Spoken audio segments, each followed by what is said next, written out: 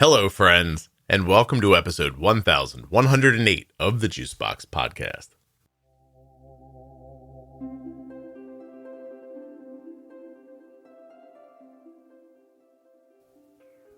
Welcome back, everyone. The cold wind is going to blow today. This time, an anonymous ER nurse is going to share her stories about working in a small local hospital.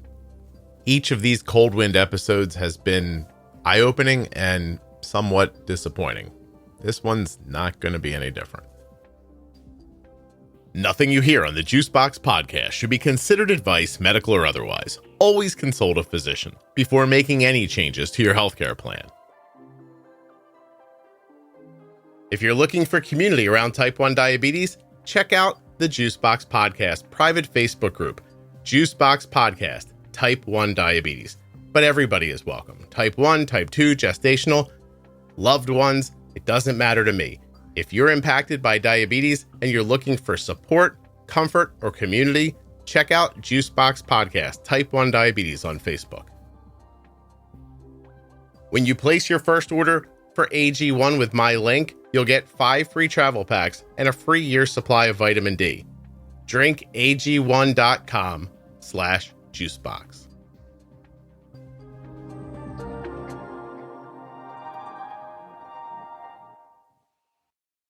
This episode of the Juicebox Podcast is sponsored by US Med, usmed.com/juicebox, or call 888-721-1514. US Med is where my daughter gets her diabetes supplies from, and you could too. Use the link or number to get your free benefits check and get started today with US Med. Today's episode of the Juicebox Podcast is sponsored by Omnipod and the Omnipod 5. Learn more and get started today at omnipod.com/juicebox. I was diagnosed with type 1 diabetes in 1999, so I've been managing it for 24 years, and I'm currently an emergency room nurse in a small local hospital. 1999. How old were you then in 1999? I was 11. 11 years old. Wow. And how old are you now? 35. Okay. Type 1, do you have any other autoimmune issues? Before I was diagnosed, I was actually being seen yearly by an endocrinologist. I have vitiligo and also hypothyroidism. Vitiligo. Hypothyroidism. You take Synthroid? Yes. Yep. Since I think I started taking that when I was like 6, so started early. Does that run in your family? It does. Okay. Is there any other type 1 in your family? So my dad was actually diagnosed in his 50s, so just about 10 years ago. Oh, your dad. Oh, your dad after. Oh, wow. Mm-hmm. Was your dad diagnosed after you? Yeah, look at that. Yeah. He was 50. Does he have any other autoimmune? He has vitiligo as well, but that's it. There's nothing to do for that. Am I right about that? Yeah, it's just like your skin's discolored. Like it's not really like an issue. You sunburn a little more. You're more susceptible to skin cancer, but like it just destroys your pigment cells, basically. So, how much of your body would you say is vitiligo impacting? Not much. Like my hands completely and my legs from like my knees down, and that's about it. Mm-hmm. Is it something you even notice anymore? Not really. Yeah. I did notice, so it's actually like progressed as I've gotten older, and I've had a few doctors tell me that that's not a thing, but like if you look at pictures of me as a child, like it is a thing because I had pigment. Like when I was little, it was just my feet, and then part of my hands had no pigment, and now none of my hands and most of my leg, like the bottom part of my leg, doesn't have pigment. So, wow, that's it's interesting. Yeah. Synthroid. Do you take T3 as well, or just the T4? Just the T4. Okay. All right. So, type 1 diabetes since you were 11 years old. You're 35 now. That's a good long time to have it. You must know what you're doing with it. Yes. And have a good firm grasp of it. Now, tell me what it is you do for a living. So I'm an emergency room nurse. I actually went into nursing eventually. I'd like to be a diabetes educator. I just started. I'd like to also, though, have like nursing skills. So right now I'm working in a hospital just so I can develop like all the nursing skills. And then eventually I'd like to transition to diabetes education. How long have you been a nurse? 3 years. Oh, were you doing something prior to that? So I was trying to figure out what I wanted to be. So I worked in a lot of like treatment center settings with like juveniles. And then I worked while I was in nursing school. I worked at a oncology center. So. Oh, wow. Yeah, I'm trying to figure out what I want to be still as well. Yeah. I think I'm getting to it. I'm getting very close. Okay, so you've been in nursing for just a handful of years. Yes. Okay. Now, you're on the podcast today. Obviously, this is a whistleblower episode, and your voice has been changed, which is something I'm trying to remember to bring up because the technology is so good at this point that somebody might listen to this and think, I know who that is. But trust me, if you think you know this voice, it's not the person you think. It's been so expertly changed that it just seems very natural and normal. But you're on today because, I'll be vague, but you've listened to the podcast a little bit, but somebody listens to it more. I kind of put the word out for this, and this person reached out to you and said, hey, I think you'd be perfect for this. Why did they think you'd be perfect for this? So her child has type 1 diabetes. We actually met through my hospital's Instagram page. They featured me 2 Novembers ago for Diabetes Awareness Month. Mm-hmm. So she's kind of befriended me. We've actually never met in person, but we talk a lot about diabetes. And one of the things, I actually reached out to her for my project for my bachelor's in nursing. I did a presentation at my hospital about diabetes, and I really wanted to gear it towards, it was for the nurses and for the management team, but I wanted to gear it towards what type 1 diabetics want their healthcare providers to know, what kind of things that they find when they're patients that is very concerning and hard for them to manage. And so I reached out to this friend a lot through that project. I put a lot of time into the project, more than I actually was required to for school, just because it is so important to me. And I reached out to her. I had her because I am a diabetic, but I don't have a diabetic child. And so I wanted to know how parents feel. My mom, I was diagnosed in the early 2000s. It's way different now. We have Dexcoms, we have things that help, parents to be more hands-on almost with their kids when they're not with them. Sure. So I wanted to know how these current moms of little kids with diabetes feel when their kids are in the hospital. Maybe they're not able to stay with them the whole time. And so I talked with her a lot through that.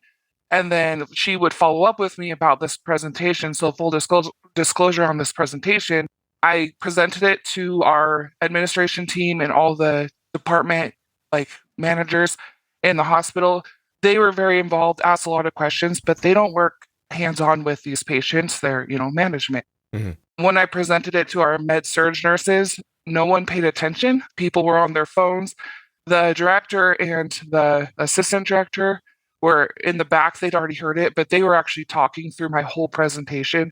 And I just felt like no one was really even paying attention. I actually just ended it early because no one was listening. And it was my personal time that I was doing this. Right. She reached out to me. We talked about that. And we both were disappointed in the nurses' reactions to this presentation. Yeah. And we just, since then, I've the things that I see at work following HIPAA, because I don't tell her names and everything. But whenever I see some of these concerning things regarding mostly type 1 patients, I'll reach out to her because it feels to me like no one at my job cares. So I'll reach out to her and say, do you find this odd? And then she and I will discuss it and talk about how sad it is that these healthcare workers that we're trusting with our family members, with ourselves, when we're not able to care for ourselves, don't seem to care to learn how to help us as type 1s in the hospital setting. Do you think that they don't care, or do you think that they just don't understand that it matters? Both. So as well with this presentation, I was asked before it to talk with the ICU nurses about what they would like to know, because they take care of these newly diagnosed type 1 patients. So they're, the first real care team past the ER that's helping to educate these patients. And so I went and chatted with a bunch of them, and they said, oh, we already know everything. We don't need help.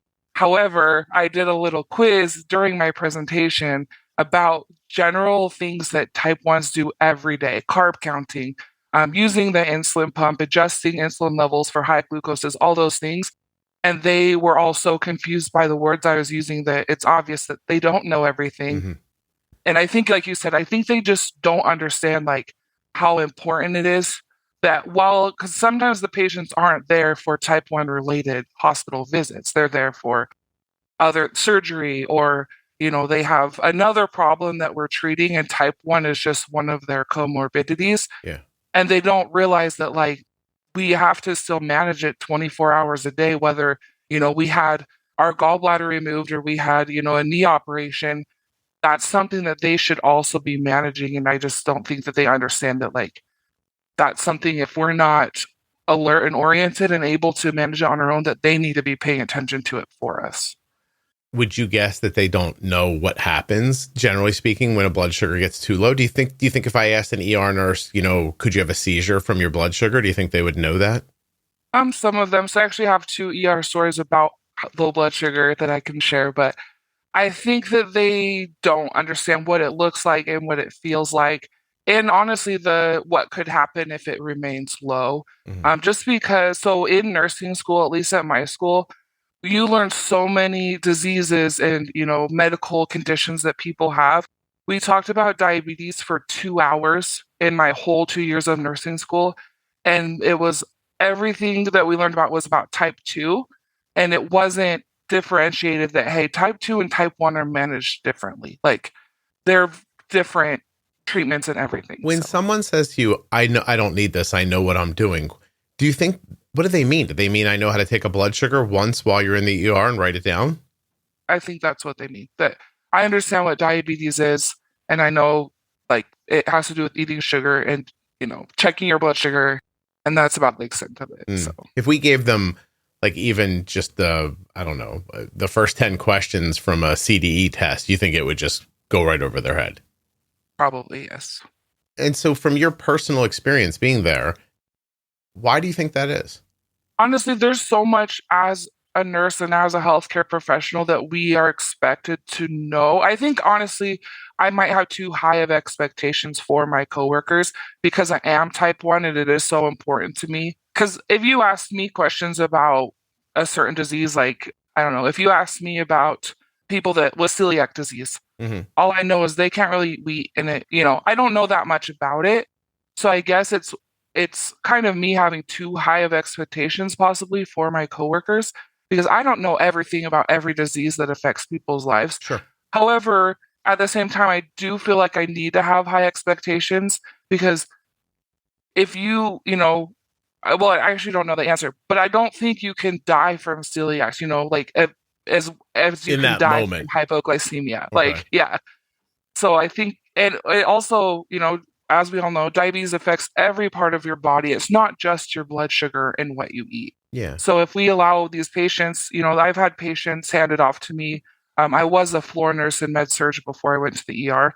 I had patients handed off to me that their blood sugars have been 300 for their full 3 days there. That's not okay, and that's damaging to their body and their future to have us not manage their blood sugars. And I think we just don't understand the impact that those 3 days of 300, are having on those patients. Yeah, and I'm not minimizing celiac, but thinking about it in an ER setting, first of all, you're not eating in an ER setting for the likely. And secondly, if you were actually going to eat, you'd be conscious to be able to say, hey, I can't eat this. It's got gluten in it. Exactly. That would sort of be the end of it. They'd be like, oh, okay. It's a dietary restriction as much as it is a medical issue. Yeah. I mean, so I see what you're saying. So you're trying to say, look, and I've made this point on the podcast a number of times. I don't know everything about everything either. And, if you came in here and said, I have, blank, blank, blank, I'd go, I don't know anything about that, but I'm not in charge of your health either. So I want to give them credit for the idea that they didn't go to 1,000 years of medical school and study each individual disease state for a year, right? Like I get what the job is. It's a functional job with a medical side to it. You're doing tasks, right? Doing tasks, you're doing noting, you're going back and forth between the doctor, you're, trained to give people injections or IVs or things like that. Like that's all part of the job. Understanding deeply is not part of the job, but how many things are like type 1? Do you know what I mean? Like how many things are emergent constantly if you do it wrong? Is there, do other things pop into your head when I say that? Like what else falls into this category? Nothing that I can think of. That's why I had such a hard time finding a condition that I could compare to type 1 that I didn't know about, because I'm like, there's nothing like this where life or death is, sounds dramatic, but life or death is every day, like you said, if you do it wrong. Right. I've had friends that have type 1 that have died from hypoglycemia in their sleep because who knows why they were asleep, but they died. Sure. Like that is literally life or death. So I asked the question sort of to make the point, because you said, like, I can understand, but that they can't know everything. But I don't think we're asking them to know everything. I think we're asking them to understand insulin. Yeah. And diabetes. That's really it, right? You're not asking for them to have a firm grasp. I mean, that would be ridiculous. We're not asking anybody to have a firm grasp of anything. This is an emergent situation. You made the point. You very well may not be able to help yourself or to even speak up for yourself in that situation. Mm-hmm. And the public has this expectation that I get there, and these are the people. Like, they can keep me safe when I can't help myself. Yep. Yeah. My daughter was in the ER recently, 2 different stays. I've probably been asking this of a bunch of people, but it just makes the point so well. 2 different stays, about 36 hours apart. So 12 hours, about 36 hours later, back in the same ER for 12 hours.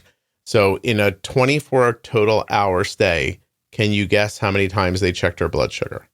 I would guess when she got there, and then they also do labs that show like their glucose, and probably that's it, honestly. Never is the answer. It showed up awesome. on our labs, but like no one in 12 hours walked into the room and said, "Hey, let's check your blood sugar," or "What is your blood sugar? You're wearing a CGM. Can you tell me what your blood sugar is?" Never once. And she was on morphine while she was there, and 19 years old. No one ever checked on her. Something I've seen with the CGM. So I mean, I obviously recognize what they are immediately. I've had multiple coworkers say, "Oh, I don't trust those because the blood sugar is not accurate." And I'm like, well, you're not even checking, like you said, you're not even checking your blood sugar. So you might as well glance at it, and it'll give you, an idea of where it's at. Yeah. Also, they think it's not accurate because they do a lab, and they get that number, which is not the same thing that's being read by the CGM. And yeah, it's different. So it's reading your interstitial fluid, right, which is going to have a different sugar level than your blood. And also then a finger poke and a blood draw are different because it's different types of blood. That's something they should understand as nurses, though, that like it's different area. So like it's not even diabetes, just anatomy. Like you should understand that the same blood, like sugar concentration is not going to be in those 3 different types of fluids. Right. So you said you had a couple of stories about low blood sugars in the ER. Can you tell me one of them? Today's episode of the Juicebox Podcast is sponsored by Omnipod. And before I tell you about Omnipod, the device, I'd like to tell you about Omnipod, the company. I approached Omnipod in 2015 and asked them to buy an ad on a podcast that I hadn't even begun to make yet. Because the podcast didn't have any listeners, all I could promise them was that I was going to try to help people living with type 1 diabetes. And that was enough for Omnipod. They bought their first ad, and I used that money to support myself while I was growing the Juicebox Podcast. You might even say that Omnipod is the firm foundation of the Juicebox Podcast. And it's actually the firm foundation of how my daughter manages her type 1 diabetes every day. Omnipod.com/juicebox. Whether you want the Omnipod 5 or the Omnipod DASH, using my link lets Omnipod know what a good decision they made in 2015 and continue to make to this day. Omnipod is easy to use, easy to fill, easy to wear. And I know that because my daughter has been wearing one every day since she was 4 years old, and she will be 20 this year. There is not enough time in an ad for me to tell you everything that I know about Omnipod, but please take a look. Omnipod.com/juicebox. I think Omnipod could be a good friend to you, just like it has been to my daughter and my family. Diabetes comes with a lot of things to remember, so it's nice when someone takes something off of your plate. US Med has done that for us. When it's time for Arden supplies to be refreshed, we get an email. Rolls up and in your inbox says, "Hi Arden, this is your friendly reorder email from US Med." You open up the email, there's a big button that says, "Click here to reorder," and you're done. Finally, somebody taking away a responsibility instead of adding one. US Med has done that for us. An email arrives, we click on a link, and the next thing you know, your products are at the front door. That simple. usmed.com/juicebox or call 888-721-1514. I never have to wonder if Arden has enough supplies. I click on one link, I open up a box, I put the stuff in the drawer, and we're done. US Med carries everything from insulin pumps and diabetes testing supplies to the latest CGMs like the Libre 3 and the Dexcom G7. They accept Medicare nationwide, over 800 private insurers, and all you have to do to get started is call 888-721-1514 or go to my link usmed.com/juicebox. Using that number or my link helps to support the production of the Juicebox podcast. Yes. I have two. I'll tell you both. You can pick which one you want or use them both. Oh, no, you can tell them both. I just wanted to start with one. That's all. Perfect. Okay. Yeah. So I was a new ER nurse. We had this patient come in through the door. He was older. He was with his kids. He actually had type 2 diabetes. The story they gave us was we were at Costco walking around. We noticed dad wasn't with us. An employee came and found us. He was out in the parking lot wandering around and he fell. And he's acting confused. He's not like this, all these things. So I was the primary nurse, but like I said, I was a new nurse. So I had older nurses that were also helping me. So I'm asking, does he act like this normally? Because we do get older patients that are confused and that's their baseline.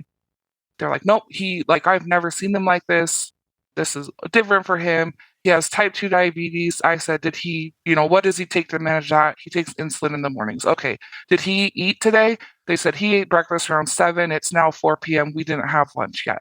So immediately I'm like, okay, well, that's concerning that, he managed it with insulin. He had a light breakfast this morning, hasn't eaten since. They haven't checked his blood sugar. We hadn't checked his blood sugar because he just came through the doors. He's sweaty. He's just mumbling, just all these things. And so I said, can we check his blood sugar? And I should back up. Those symptoms also are symptoms of a stroke, which hypoglycemia can mimic stroke symptoms. Mm-hmm. So immediately, we are an ER. Strokes are very important that we get them diagnosed and treated as quickly as we can. So everyone in the room is, stroke. This is a stroke. We're going to do a stroke workup. But here I am, this new ER nurse, but this 24-year diabetic that's saying, can we check his blood sugar? Can we, and I'm helping start the IV. I'm in the thick of it. So I can't go get our glucometer and get it. But I'm asking other people to grab it. Everyone else is like, no, we got to get him ready to go to CT. Fortunately, our house supervisor, who's a nurse that's over the whole hospital, she came in. I said, can you go grab the glucometer? I'd like to check his blood sugar, which afterwards I talked with my manager about this. And that's actually one of the first things we should be doing with a stroke workup is checking a blood sugar because it can mimic a stroke. Hypoglycemia can look like a stroke. So she goes and gets it. I grab a finger stick as they're wheeling him away to CT. It's 25. So I turn to the doctor and I'm like, his blood sugar is 25. And so he goes, okay, go grab, some D50, all these things. So I ask the CT tech to wait a second so I can treat his blood sugar. And they say, no, we got to get him to CT. And here I am, this new nurse, well, I don't want to, harm this patient. If he is having a stroke, I don't want to delay this. Now, having been there almost 2 years, I would have said, I don't care, we're stopping because I'm the nurse and, this is my patient and we need to treat this low blood sugar before we do anything else or he's going to die from that. But as this new nurse, I didn't want to, fight with these people that have been there longer than me. And I even asked our charge nurse, I said, shouldn't we give him something before we go? And she said, no, we can do it when he comes back. And again, luckily, this house supervisor was standing there and she goes, I'll grab it for you and I'll meet you in CT. So she grabs it. We go to CT. I give it to him before he takes a CT, all these things. We get back to the room and he's, mentating appropriately, talking with his family, not sweaty anymore, not weak, all these things because he had low blood sugar, not a stroke. And then the thing that bothers me a lot with healthcare, and this is a different topic entirely, but now he gets charged for this huge stroke workup where if we had just waited 2 minutes in the ER and, given the glucose and assessed that this could be hypoglycemia, not a stroke, we could have maybe made some critical thinking judgments and, tested for the, done the glucose first and brought that up and then seen if the symptoms resolved. Anyway. Did you say the blood sugar was 25? Yep, 25. And that was a finger poke. So, And you said that out loud. Yeah, I did. And everyone was like, okay, let's go get a CT. And I was like, okay, 25 is bad. So I don't know. That's what I'm saying. I feel like my expectations for them are too high, but that's something they should understand that is entirely too low, and dangerous for this man. What percentage of the people you work with are somebody you would trust yourself with? None of them. Oh, okay. No one in my ER would I trust to manage my diabetes. If I had needed my appendix out, sure. If I needed my gallbladder out, sure. But if I've actually told my husband, if I ever am in the ER and I'm confused, like, actually, I say, you need to call my mom because she's been helping me with this, since I was 11. And I need someone to be with me the entire time that's helping with my diabetes because I don't trust these people to do it. And you're talking about in an emergent situation. You're not saying like you wouldn't invite people to your house to help you with your blood sugar. Right. In an emergent situation, there's no one there you would. Yeah. Doctors? There's a few. So there's one doctor that if he was my doctor, I would be fine. He's actually, I could tell a million stories about, well, not a million, but we had a 2-year-old kiddo that just wasn't acting right, all these things. We did all these tests, did a workout for 4 hours. He had his vaccinations 2 days before. And the doctor goes, I'm going to ask you to do something that you're not going to want to do, but I need you to check his blood sugar. And me, as a type 1 diabetic, I said, I would love to check his blood sugar. Because if it's that, we want to know. And it was like 500. So his vaccines had essentially possibly caused him to go and, to have type 1. And so he diagnosed it. The only thing this kid was doing that was weird, I would say, is the parents were like, every once in a while, he does a weird little cough. And that's what they were concerned about. And this kid got diagnosed with type 1 within 2 days. I mean, you don't know when it starts, but like... Yeah, of course. It most likely was the vaccines that triggered it. And then, so that doctor, I would definitely let him be my doctor. But he saw the oddness as maybe we should check a blood sugar. Yeah. Because the kid's got an incredibly high blood sugar. Yeah. And 2 years old, you said? Yep, 2 years old. Yeah, so there's not a lot of like... Am I wrong? There's not a ton of like testing you can do talking to them at that age, right, to figure out where they're at. Yeah, and we rarely do lab work on little kids like that. Well, so we're not a pediatric hospital. We can treat pediatric kids, but like if they're sick, they have to go to our pediatric hospital. It's a couple towns over. Okay. We try not to do blood draws, partly because we rarely do them. So like, sometimes we had to poke these kids 3 or 4 times, because they're little and they're squirmy and it's just not our like forte that we're used to. So we hadn't done labs on this kid. Also because like the complaint of the parents was kind of weird. Like he just coughs every once in a while. And it's not even like a cough. It was like he keeps doing this. And I'm like, kids do that. They didn't notice that he was altered at all. He wasn't. He was like, I don't know. He wasn't. I mean, I guess with 500 he could have been, but like he just like was coughing weird. That was really the only thing we saw. I mean, we're not the parents, so we don't know how he normally acts. Yeah. But he was talking to us, I mean, as a 2-year-old can, and doing all the things that 2-year-olds do that I kind of was like, okay, these parents are overreacting. And then luckily this doctor was like, well, let's just check his blood sugar because I can't find anything wrong with him, like in my assessments and everything. Because we did a chest x-ray because like possibly, pneumonia is making him do a weird cough, but... Not the case. Yeah. So if that's the situation for type 1s in your ER, then type 2s, if they don't come in specifically for something diabetes related, no one's going to pay a lick of attention to that, right? No. Right. So diet, nobody's going to offer advice. They wouldn't have advice to offer one way or the other. If I was in there and I was struggling with my type 2 diabetes, there's no one in the ER that could set me on a good path. Scott, there's no one in our hospital that does diabetes education. That's another issue I have since I've worked there for 3 years. We had a diabetes educator when I started. She worked part-time. I actually started shadowing her and like I was transitioning to be her like backup if she wasn't able to come. In that time, she quit. She got a better job somewhere and they just shut the diabetes education program down at our hospital. I talked to our chief nursing officer, she's the CNO, about that because I was like, I'm concerned that literally no one here is doing diabetes education. Like this is a major type 1, type 2, whatever, whatever kind you have. This is a major illness that is affecting a huge population, in our country. I was like, we don't have anyone that's doing diabetes education for these patients. And then we do. So like, to me, the workaround of it is we have a doctors group that works with us that are like family practice doctors, that their office is down the street. And so like they technically apparently are our education group. So what she said, she's like, well, when they get discharged, we send them to this primary care doctor to do their diabetes education, which I actually personally, and as a nurse, have an issue with primary care doctors being the diabetes manager, because as I've said, we don't know, you can't know everything about everything. And if you're a primary care doctor, you know a little bit about everything. but you don't know enough about diabetes to manage a patient's diabetes. Like, you just don't. You said it was a small hospital. Is this a small town?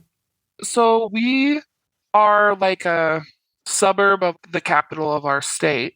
It's a community hospital. So is your ER overwhelmed all the time or not particularly? Not really, because so we're a trauma 3, which is like we can't take like critical patients, and like we'll take them if they come through the doors, but if they're coming ambulance, they don't come to us because we'll just transport them somewhere else, just because we don't have the extensive, like treatment teams for them. Right. Our ER is pretty full. Like, we're pretty busy, but like we see like 50 patients a day. So like, I was talking to my cousin who works in Minnesota somewhere, that he works in the ER. They have 500 patients a day. Have you ever spoken to him about this, about the diabetes piece? Is it any different? Yeah, is it any different where they are in a larger hospital? But that's a good question. I will chat with him about that. So here's another question. So you're newer, right? You got this job here. You're seeing what you're seeing. There are bigger hospitals close to you. Is it in your head to get to one of those bigger hospitals? That's a funny question. So tomorrow I transfer to a bigger hospital. Okay. That's not a funny question. My point, I guess, was going to be, you can't be in that place and watch that level of care and then try to affect it and then watch that not help anything and then stay. You have to go somewhere else and try again, right? Exactly. Yeah. So I've talked to, like I said, the CNO multiple times. 2 months ago, we had a sit-down meeting about me. I said I would like to be it, but if not me, someone needs to be a diabetes educator at this hospital. Like, it's not fair to our patients what we do is we diagnose this history teacher. So, he's old enough to be a teacher with type 1 6 months ago. He was in our ICU for a week. Guess how much diabetes education he got? Probably none, because I talked to a couple of his nurses and they're like, well, we didn't really know what to teach him. Yeah, they don't know what to do. They wouldn't know what to tell him. Yeah. Newly diagnosed type 1, adult. So he's like, what's this mean for the rest of my life? And like, we hardly taught him anything. I had him in the ER. I was his nurse down there.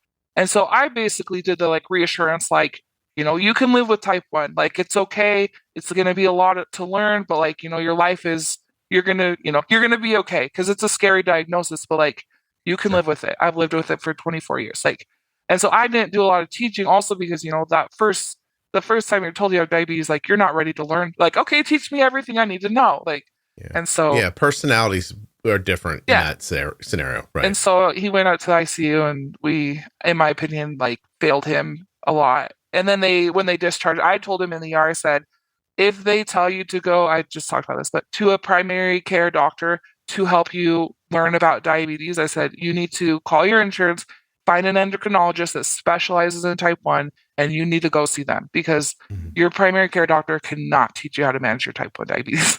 Not likely. There may be some that know, but not likely. Wow. This is, I've been doing a number of these recordings, and so far, let me just say, it's not an uplifting experience. Yeah.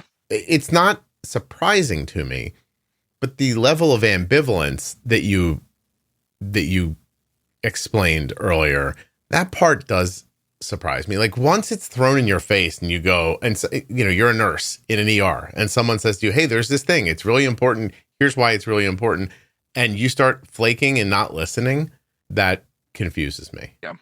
I bet you confused the hell out of you too. You probably thought you were like, I'm like really going to help everybody, right? Yeah. Yeah. Did you feel naive when it was over, or did you feel let down?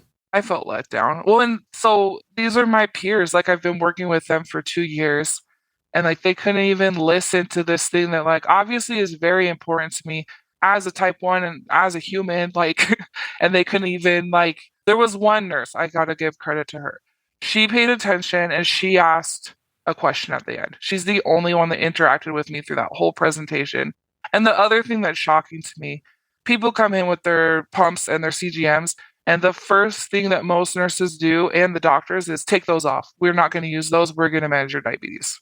As we've discussed, we don't do that. Our hospital does have a policy that allows patients to wear their pump and to wear their CGM and to manage their own, as long as they're not there for like DKA or like something, directly type 1 related, they can manage their own diabetes. All they have to do is write down what they did. Super easy. We're already doing that. And none of those nurses even knew that policy existed, which is very frustrating to me, because we have type 1 patients that should be allowed to manage their own diabetes, and they're not allowing that because They just don't care to learn it. It's in our intranet. Like you can Google type 1 diabetes is the first thing that comes up is this policy that allows them to use their own pump and use their own CGM. But people just immediately say take it off because it's a thing they don't know about. They don't understand it. It's like in that song, Beauty and the Beast song, what we don't understand scares us. Like they don't want the patient to be doing something that they don't understand. So they're like, well, just don't do it, which is to me scary. Actually, I have another story. I worked med surg first, which is just inpatient, like general medicine. I worked 3 days in a row. On my first and second days, I was hearing other nurses give report about this patient, and they're like, well, she keeps giving herself insulin. She keeps doing this. This thing happened. And so on my third day, I heard them giving a report, and I said, I'm actually going to take that patient because I had heard she type 1, all these things about her. I said, I actually will take that patient from you and I'll just have an extra patient. Like, don't worry about it. I'll take her. So I go talk to this patient. She's in her 50s. She's been diabetic, 40 years. And she explains to me what happened to her. So she came in with her insulin pump on.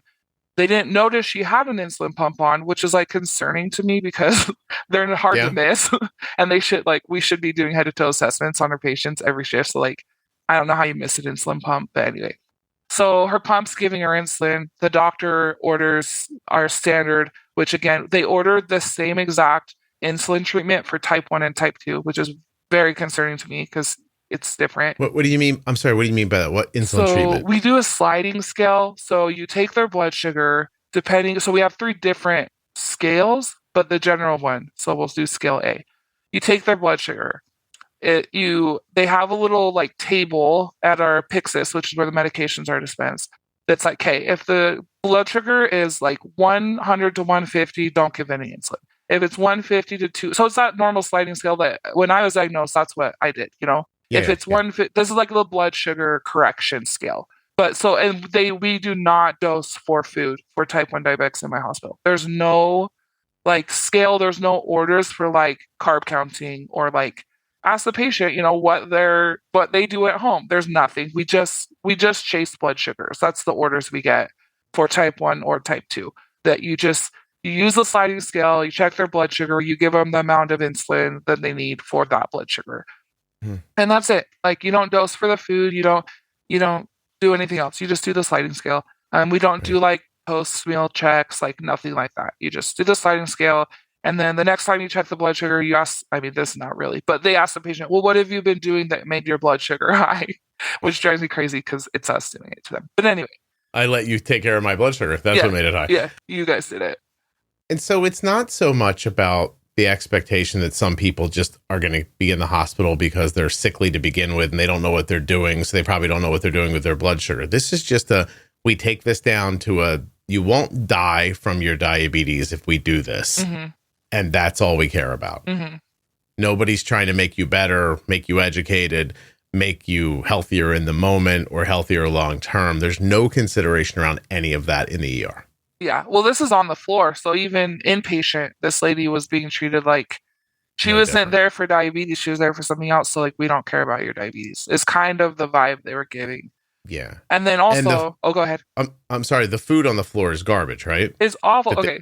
So another side story. I had a patient in DKA. Like this was in the ER. They're not really supposed to eat like all these things, but she was like adamant that she eat. And so the doctor's like, whatever, just order her a diabetic tray.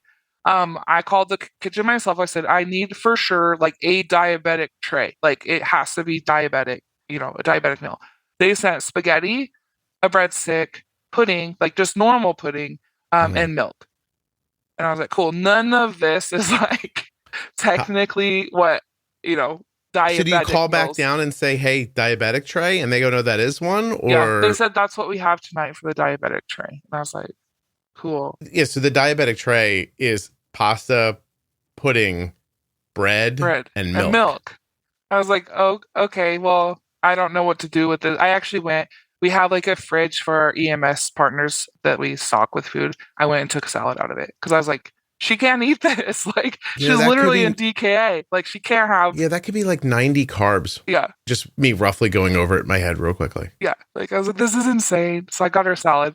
Not just not diabetic friendly, not really friendly for your health in any way, shape, or form. Exactly. Absolutely fantastic. Oh my gosh. Is this upsetting to you? Does it make you feel like you're in the wrong line of work?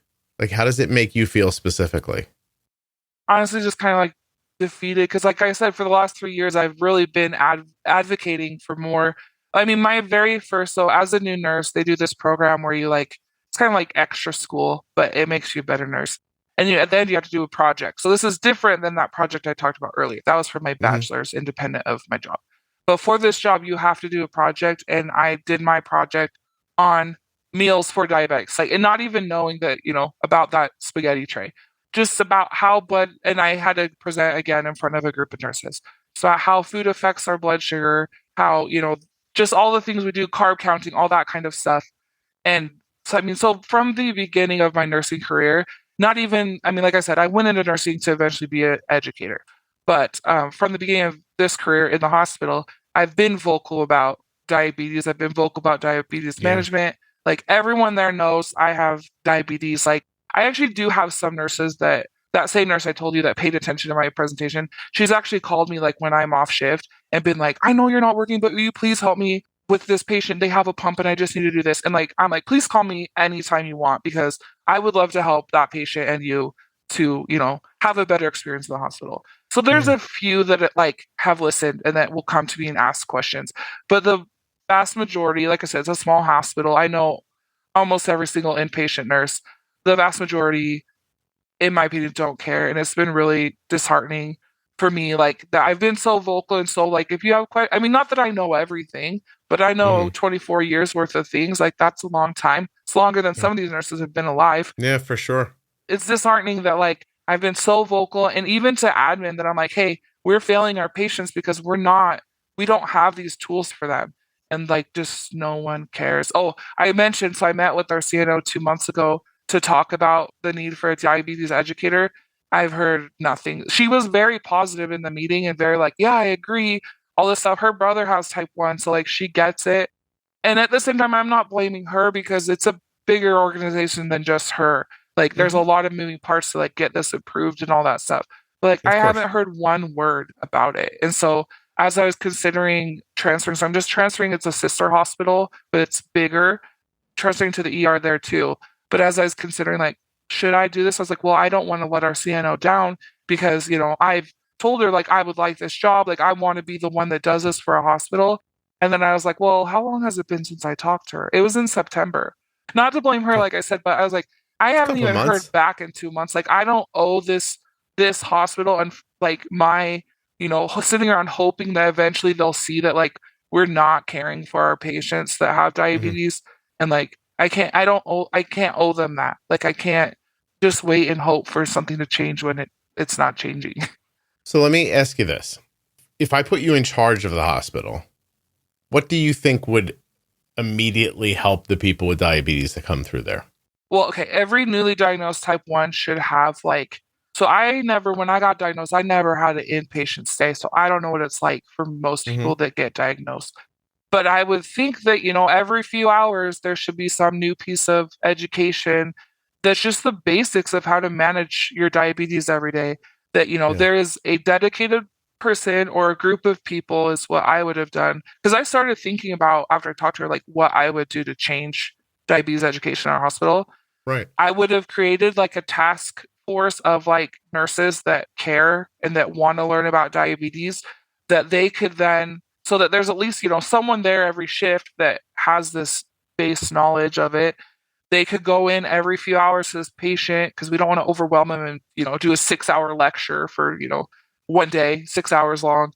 But every few hours go and be like, hey, now we're going to talk about carb counting. Now we're going to talk about, what to do on sick days. Now we're going to talk about this. And just have like, we don't even have like an education packet we can hand them. Like, go home and read this. Like, we don't even have that. I don't even know what we have. We have nothing. Nothing. It's just stuff we print off of like our, like general information about what diabetes is. It's not anything like extensive. And so, I mean, that would be the first thing you could change is just having someone in the hospital that knows at least enough to like help this patient to understand their new diagnosis.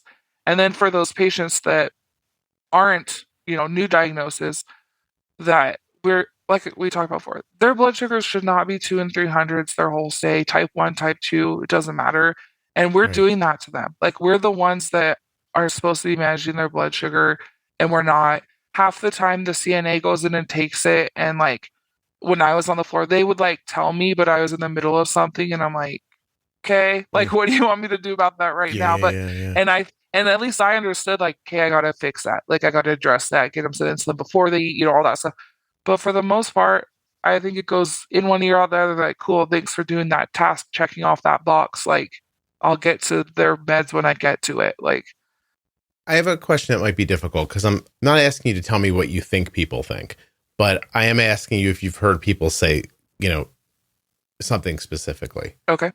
My question is, of the people who have directly said in front of you why they've become a nurse, what are some of the answers? I mean, is it, I want to help people? Usually. Well, how can they say that? And then when it's their turn to help people, go, it doesn't matter if I understand this or not.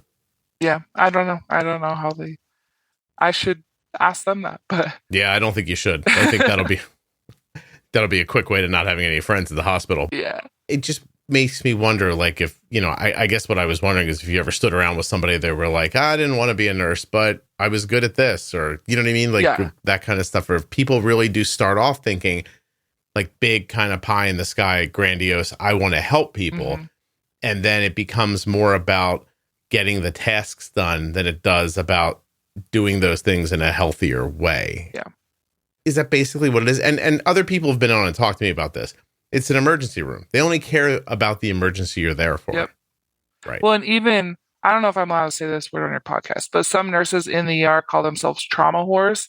They like the trauma. They like the heart attacks. They like the car accidents. We don't get a lot of like gunshot victims in our ER because it's small, but like they like the like life or death, like trauma situations.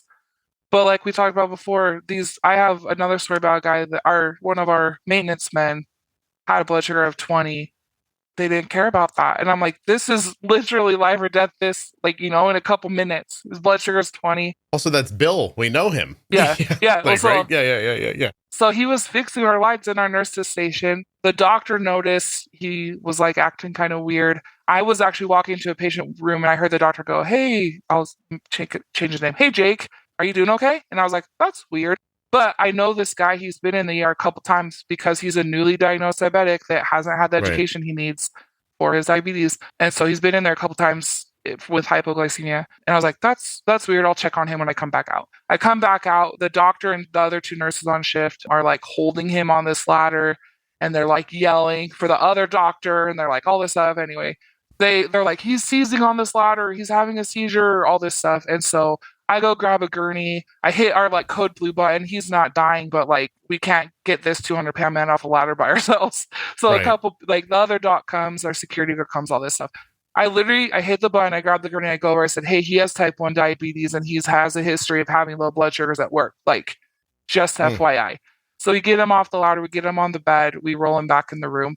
And they're like, hey, does he have a seizure disorder? All this stuff, like going over all this stuff. I'm like, hey, he has a Dexcom. I know he has a Dexcom. Like, can we get his phone? And this guy's awake and he's like fighting us. Like, no, I'm fine. I just need to go back to work. But like, he's not fine. He looks terrible. Yeah, sure. Yeah. And like, he just, was convulsing on this ladder. And I'm like, hey, get his phone. Like, he has a Dexcom. And like, this was literally last week. no one's listening to me. Like, I'm trying to tell and I get it. This guy like was seizing on the ladder. Like, we don't know. I mean, we don't know why right now. Like, we're just trying to help him and figure all this stuff out. But then the security guard comes in and they're friends and he's like, hey, what's going on? Talking to him, like, you just calm down, buddy. Like, we're helping you, all this stuff. And so I look at our security guard, changing his name too. I'm like, hey, Sean, get his phone. He has his blood sugar on it. I need to know what it is. Because I had tried, like, I didn't want to just like reach in this man's pocket, and get his phone. But I would have if I could have, but he was like fighting us. So I'm like, I don't want to get punched in the face. But so the security guard turns to me, he's like, Jake, I need your phone. Like, hand me your phone. And he's like, okay. And he gets it out. And I'd asked him a few times and he just didn't do it. Didn't want to do it for you. Yeah. And so he hands it to the security guard. And I'm like, hey, turn the screen on. His blood sugar is 20, red arrow down. And I was like, I show it to the doctor. I'm like, hey, this is his blood sugar. Like, can we do something about it? Which I'd been saying it like the whole time we're trying to figure out what's wrong with him. I'm like, he's diabetic and he goes hypoglycemic all the time. Like, let's see what it is. And I had grabbed our glucometer and was like gonna do a finger poke, but another fallacy, I guess you would say, about the hospitals, they have to have a wristband with their patient barcode on it before you can access the glucose monitor. Like, you have to scan it so it goes to their chart. But I'm like, can this, like, I've said it a few times, and no one really gives me a good answer why we can't just have like a $20 glucometer from Walmart, like that we Just could to do be like an emergency glucose. So I couldn't check his blood sugar that way because he wasn't in the computer because he was on a ladder. Like, he's not a patient anyway. And so I like. True or false? The custodian at your emergency room, if you weren't working, would be better off having a seizure at my house than in your emergency room. Yeah, because they were like, we got to get a scan, we got to do this, we got to get Keppra, which is a seizure medication. Like, that's not going to fix his 20 blood sugar. And it was his Dexcom, which isn't, in the moment blood sugar. Like, that was, 10 to 15 minutes ago. Like, I'm so disturbed that you're describing a bunch of people who don't seem to have critical thinking skills. Yeah. That they follow like flowcharts in their head. Yep. Right? They hear words, then they do a thing. Yeah. If that thing comes back this way, we'll either do this or this. But nobody can just think. Like, you're standing there yelling out, I'm assuming. I was yelling. Common sense. He has diabetes. People have said he's gotten low before. I've had him all 3 times. Well, at least 3 times for severe hypoglycemia. So I know he goes low. Yeah. He's got a glucose monitor on him. We could look at it. No, order seizure medication. Yeah. Okay. Yeah, we're all screwed. Don't get hurt. Yeah. Wrap yourself in bubble wrap if you're going outside. Get hurt if I'm on shift. You'll be okay. Just kidding. Oh, sure. Have the wherewithal to run into the ER yelling, does anyone have type 1 diabetes who works here? I only want to speak with you. Yeah. Oh, it's upsetting. It is, it's scary. You're telling a story that's rooted in your absolute experience and truth. And people listening are freaking the fuck out right now. Right? Like, they're like, well, what do I do if I have to go to the hospital? Don't go. I'm just kidding. That's really bad advice. But take someone with you that knows what to help, how to help you. Because sure. If you have a heart attack, and listen, I'm going to go over it with you. If you have type 1 diabetes and you have a heart attack, first find a friend who knows all about your diabetes. Call them up. Say, hey, I'm having a heart attack. Can you come over to the house and go with me to the hospital? Because I'm afraid they're going to kill me. Yeah. Great. All right. What about this? If I had written instructions, laminated, and I walked in there grasping them in my hands, would they be ignored? Depends on who your nurse and doctor are. Could be. So again, we're looking for somebody who'd be able to read it. Yeah, who can read. Can I tell you a story? Yeah. My daughter once had exploratory surgery. They just had to go in and poke around in her belly, right? And it's obviously a scheduled thing, but you come in, I forget how it was. You kind of came in through the ER. They got you going there. Then they took you upstairs and at the first kind of like pit stop on the first floor, they got her ready. They put her in a gown and stuff like that. And I look at the nurse and say, hey, listen, she has type 1 diabetes. We've gone over all of this with the doctor previous to being here. Do you have all that information? And the nurse said, no, I don't see anything about that here. So that was the first thing I said. Okay, well, guess what? She has type 1 diabetes. She's wearing an insulin pump. This is it right here. This has to stay on her. This is where she gets her insulin from. And then the nurse says, well, I don't know if we lie. I said, no, I've already worked this out with the doctor. It's staying on her. Okay. Now she's lost. Mm-hmm. And I said, now this thing over here is a continuous glucose monitor. And she said, okay. And I said, this thing is testing her blood sugar and it's telling her pump through her cell phone how much insulin she needs or doesn't need. It's literally giving her and taking insulin away constantly in a constant flow back and forth. Look at her blood sugar. And I pulled up her chart. I said, look how steady it is. This is how steady it's been overnight. And like since last night, this device and this device are talking to each other and accomplishing this. I need the phone to stay in the ER close enough to her that by Bluetooth, it can speak to these two devices. We can't do that. And I'm like, no. And she starts arguing, like telling me all the reasons why this can't happen. Like, what were those reasons? Sorry to interrupt, but what were those reasons? We don't know how to work this stuff. It's not hospital equipment. Like, she just started reaching, may I be honest? She started reaching up her ass for anything she could think of that would shut me up. That's what she was doing. Okay. there was no rules. She wasn't following a rule. She was saying stuff out loud so that I would stop talking. Mm-hmm. I said, I'm going to wait till the doctor gets here. We're not going to take the stuff off her. Let's wait till the doctor gets here. Then she's in a huff. Okay. Mm-hmm. Then another nurse walks in sort of as this is finishing up. And she goes, what's this? She has diabetes? And I said, yes. And you don't know me, but I pivot from the one nurse right to the next one. And I just start retelling the story. I'm like, maybe I'll find a brain in this head is actually what I was thinking. Right. So I re-explain it again. I'm not exasperated. I'm like, this is that. Here's what they do. As I'm showing it to her, she recognizes my daughter's CGM. Her friend has diabetes. Mm-hmm. And she goes, oh my God, my friend wears one of those. I know what that is. And her just saying that made the first nurse sign off on it. She goes, oh, okay, then it's fine. But like, well, I'm like, what is happening? This is all meaningless. Like, none of this is going to help her. So then I said, okay, I'm like, so all you guys really have to do, and I said, I don't imagine this is going to happen because she's fasting and the CGM and all this stuff is working to keep her blood sugar stable. Look how super stable her blood sugar is, etc. But you do have to be ready with some fast-acting glucose through an IV if she should get low on you in the room. And you can keep her phone if you want and check it that way. Mm-hmm. Oh, no, we're going to put her on we'll check her blood sugar intermittently while we're in there. I'm like, this thing is trying to tell you what her blood sugar is constantly. It's like its whole job, you know? Yeah. The first nurse leaves. The second nurse is like, and starts telling me about her friend as if this is of any comfort to me at all. My friend has diabetes. I'm like, oh, fantastic. Then the doctor shows up and she goes, yeah, it's going to be fine. I'll get the anesthesiologist in here to talk to you about it, blah, blah, blah. So then the anesthesiologist comes in.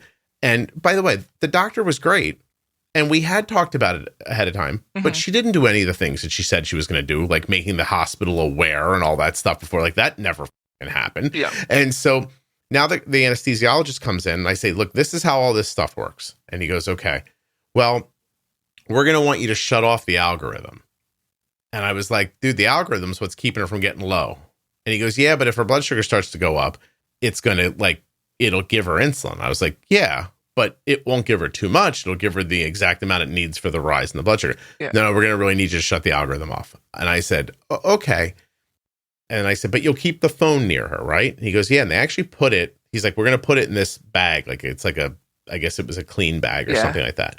So he says, go ahead and shut the algorithm off and then put it in this bag. And I got to be honest with you, I took the phone and I swiped my finger on it a couple of times and pretended to shut the algorithm off and then stuffed the phone in the bag and stuck it under the gurney. And that's what you should do. Because if they have a patient that has a functioning pancreas, guess what's going to happen if their blood sugar starts going up? Their pancreas is going to give them insulin. So I swear to you, I was like, it's fine. And then I just stuck it under there. And guess what? Everything was fine. Yep. Everything was fine. Yeah. And they weren't checking her blood sugar in there. Although I want to give credit to the anesthesiologist who apparently got in the room, was intrigued by the whole thing and pulled Arden's phone out and left her Dexcom open. I had that same experience, kind of. I had surgery last summer and I was terrified, especially now being in the medical field. I've had my gallbladder, I've had a couple surgeries prior. I didn't really know to be scared. Now I'm terrified. And so I had it was like a minor surgery, but I was still, put under. And I was terrified that my blood sugar was going to go too low. It was 134 when I went in. I still remember. Right. And my husband was there, but, he couldn't go in the room. He also, it's a lot to learn, and he gets overwhelmed. But anyway, so I'm, telling the anesthesiologist, though, I was like, bro, I'm diabetic. I need you to watch my blood sugar. I also need you not to take my pumps. I had an Omnipod at the time. I'm like, I need you guys not to take my pump and my Dexcom off because I need them on when I wake up, and also they're expensive. Please do not touch them. And he was like, oh, do you have your phone? I'll just watch your, I was shocked. I should have talked to him more, but he goes, if you have your phone, I'll just watch your glucose for you. And I was like, I'm sorry, what? How did you, like you're saying, how did he know it was on my phone though? You would hope a medical professional knew. Yeah, but you found one. You found one that knew. That's all. Yeah, and then I didn't even have my phone. So I was like, well, my husband has it. So I was like, please just don't let me die. And he's like, we got you. But anyway, and it was fine, but it was terrifying. Mm-hmm. Well, I appreciate you coming on and telling these stories. It's upsetting to think that you can't find administration that's even interested in the education. Like they listened to you, but then when they gave you the chance to talk to somebody else and nobody was paying, people really knew you had diabetes and went on their phones while you were talking? Yeah. Like, well, this is what like devastated me the most. The manager, who was my manager when I started, and then her assistant, who was a floor nurse with me, were in the back of the room talking and laughing the whole time. And so like that's when I just shut down and stopped, because I'm like, are you laughing at me? Like, are you laughing that I care about? And I'm sure they weren't. I'm sure they weren't even listening. Yeah. But it was just like devastating to me that like these people that, were my supervisors and a nurse that trained me, like they can't, I know they heard it before in the other meeting, but I'm like, you can't even sit here. It was a 15-minute presentation. Mm-hmm. Like you can't even sit here. And it wasn't boring. Like I felt like it was pretty good, like, presentation that like would interest people. I was like, you can't even watch for 15 minutes and set the example for the rest of your staff to like listen to this. So like, obviously it's not important to any of you except the one nurse that listened and asked a question. Right. That's I mean, it's disappointing. Yeah. It just is. I mean, by the way, not surprising, just disappointing. Mm-hmm. I don't know why. I can't, for the life of me, I can't figure it out. It's not a thing that it wouldn't take a nurse that much time or effort to actually learn about diabetes, type 1, type 2, and the management of it. It's just, and you might really help people. Like I make this point all the time, but whether you're type 1 or type 2, if you go to a hospital setting where your expectation is the people around you really understand this, and they don't seem that concerned if you're having pasta and bread and milk, then you go home thinking, well, this is okay. Pasta, bread, and milk. This is this is the diabetic food that they gave me at the hospital. And if you're a type 2, I mean, that could be disastrous if that's what you think is okay. And the same thing goes for type 1. My doctor tells me I got to check my blood sugar every couple of hours or after I eat or before this, but the nurse never checked it. I must not even have to do that. And you lead somebody on a bad path. And that's that. Like you're supposed to be a good example. I mean, that might sound Pollyanna and like I'm 5 years old, but if I can't expect doctors and nurses to be good examples about managing diabetes, who am I looking for? Like, who do I look to for this then? That's all. It's horrible. No, well, Jesus Christ. This is the best and worst idea I've had since I've been making this podcast, by the way. I'm like, I'll have people come on. I'll change their voices so they can say what they want to say about healthcare. And now it just bums me out every time I do one of these. You just hear terrible things. I have like 16 more stories that would bum you out more and more and more just for 3. That's the thing, like 3 years. I've been a nurse 3 years. And I have multiple stories and every single story except for one is about a type 1 patient, which is like so concerning to me that like we don't understand this. We don't know what we're doing. And every story usually is the patient that speaks up, that like saves themselves basically. Like, right. It's so scary. Well, sorry, real quick, just one. Patient had surgery. The doctor put him on a fluid drip afterwards. And he was actually my neighbor. So I went in to say hey. And I wasn't his nurse, but I went in and I was talking to him. He goes, is there sugar in my IV bag? I asked my nurse and she said no. But my blood sugar is 400. And I was like, well, let me see what fluids you're on. It was like potassium, saline, and dextrose, which is sugar. And I was like, are you kidding me? Like your nurse said no, it's literally written on the back. And your blood sugar is 400. Like something's wrong. But anyway, it just stuff like that. Like, were they keeping his blood sugar high on purpose? No, it just, so I texted the surgeon, which I shouldn't have because I wasn't the nurse.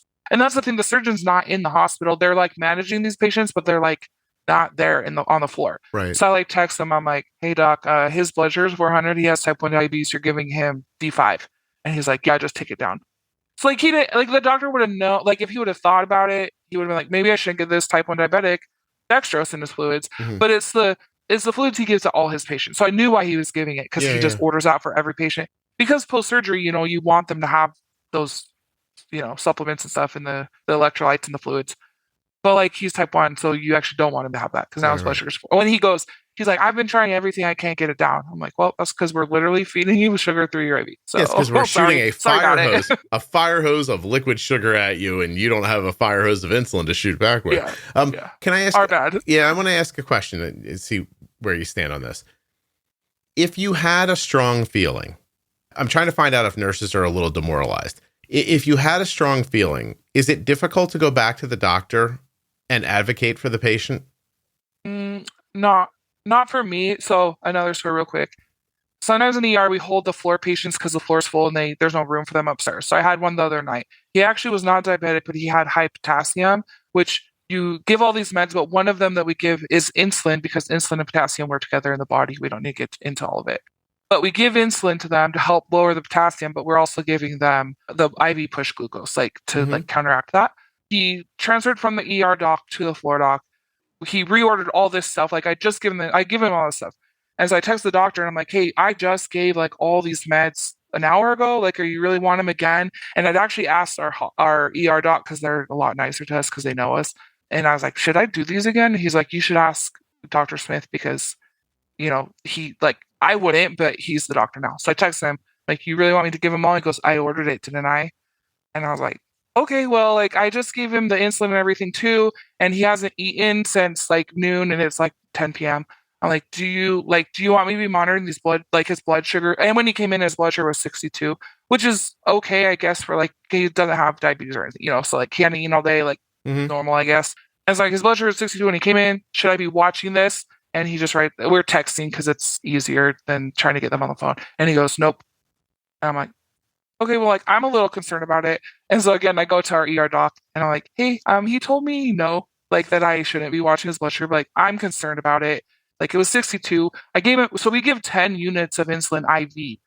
Like I've given that to someone in DK and they've dropped like 300, from like 500 to 300 in a couple hours. Like kind of scary. Like, they're just like to non-diabetic, like giving them that much insulin. Yeah, it felt like a lot. Concerning. And it's what we do, like it's the protocol, but I'm like, I just want to watch his blood sugars too. And I would let this doctor take care of me too. I said just the one, but there's two that I would trust. He goes, if you feel like you need to watch his blood sugars with like finger pokes, you watch his blood sugars. He goes, because if doctors write you up for that, like he has no ground, like if that's something, because he told you no, because I was like, well, he told me no. So I'm going against doctor's orders. Right. And he goes, if something comes of it, which nothing came of it, but he goes, if something comes of it, like any person is not going to fault you for like watching out for your doing patient. The right thing. Yeah. Well, that's and good. So I went and did a finger poke. It was 52. So I'm like, cool, I'm not going to give you insulin right now. You're going to eat dinner. It's like 10 p.m., but I just got him some food. Then we'll do this. Anyway. And then we checked it. I waited an hour, checked it again. It was like 172 because we'd given like the push glucose. But yeah. No, I understand. So I don't feel scared because I'm like, I'm not going to kill this patient because you are such an ass, this doctor. So like, do you think you're so smart that like, I ordered it, didn't I? Like, I know what I'm doing. And I was like, well, obviously you do know what you're doing, but also not interested in that conversation. Yeah, not interested in like, hey, why are you asking me that? Maybe there's a reason that you have this feeling. I'd like to hear it. None of that. Yeah. Okay. Yeah, so all right. Well, I'm not scared, especially when it's diabetes related, because I'm like, I'm not going to be the reason this patient dies or like, has severe side effects because I knew I should do it and I knew it was something I needed to watch and I just didn't want to upset the doctor. Like I'll quit my job before I do something that I know could hurt a patient. So well, I hope you get to the next hospital and find a different situation. I really do. But I have to tell you, I don't think you're going to, but I really do hope that you do, just maybe for your own sanity. And I appreciate very much you coming on and doing this for me. Thank you very much. Yeah, no problem. Very cool of you. Hold on one second for me. A huge thanks to Omnipod, not just my longest sponsor, but my first one. Omnipod.com/juicebox. If you love the podcast and you love tubeless insulin pumps, this link is for you. Omnipod.com/juicebox. Arden has been getting her diabetes supplies from US Med for 3 years. You can as well. usmed.com/juicebox or call 888-721-1514. My thanks to US Med for sponsoring this episode and for being longtime sponsors of the Juicebox Podcast. There are links in the show notes and links at juiceboxpodcast.com to US Med and all of the sponsors.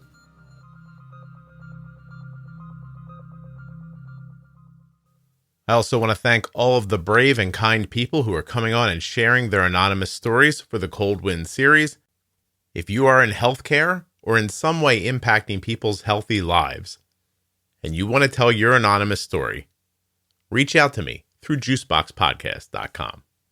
If you're looking for community around type 1 diabetes, check out the Juicebox Podcast private Facebook group. Juicebox Podcast, type 1 diabetes. But everybody is welcome. Type 1, type 2, gestational, loved ones, it doesn't matter to me. If you're impacted by diabetes and you're looking for support, comfort, or community, check out Juicebox Podcast, type 1 diabetes on Facebook. The episode you just heard was professionally edited by Wrong Way Recording. WrongWayRecording.com.